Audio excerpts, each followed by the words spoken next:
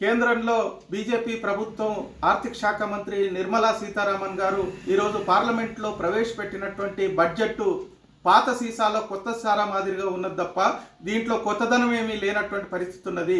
పేద మధ్యతరగతి ప్రజలకు ఈ బడ్జెట్లో ఏ రకమైనటువంటి ప్రయోజనం ఒనగూరినటువంటి పరిస్థితి లేదు. అట్లాగే ఈరోజు మధ్యతరగతి ప్రజలకు 12 లక్షల రూపాయల దాకా పన్ను మినహాయింపు ఇచ్చినట్టుగా ప్రకటించారు. ఇది పూర్తిగా మభ్యపెట్టడం అవుతుంది.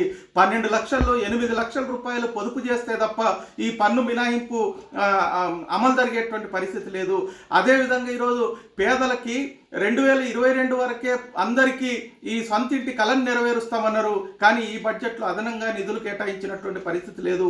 ఉపాధి హామీ పెంపుదల కోసం, నిరుద్యోగం తగ్గించడం కోసం ఈరోజు ఈ బడ్జెట్లో ఏ రకమైనటువంటి కొత్త కేటాయింపులు జరిపినటువంటి పరిస్థితి లేదు.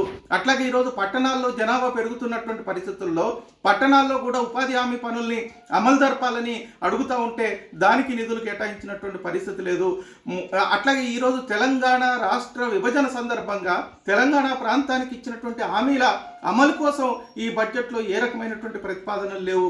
నిజామాబాద్ జిల్లాకు కేటాయించినటువంటి పసుపు బోర్డు ఏర్పాటుకు సంబంధించినటువంటి నిధుల్ని ఈ బడ్జెట్లో చూపినటువంటి పరిస్థితి లేదు. అంటే ఈ ప్రభుత్వం మాటలు కోటలు దాటినాయి, చేతలు గడపలు దాటినటువంటి పరిస్థితి లేదు.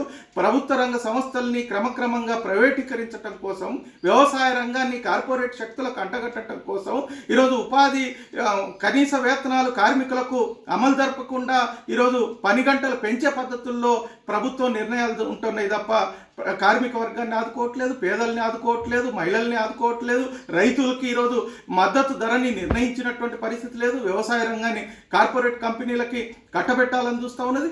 ఈ రకంగా ఈ బడ్జెట్లో పూర్తిగా ప్రజా వ్యతిరేకంగా ఉన్నది.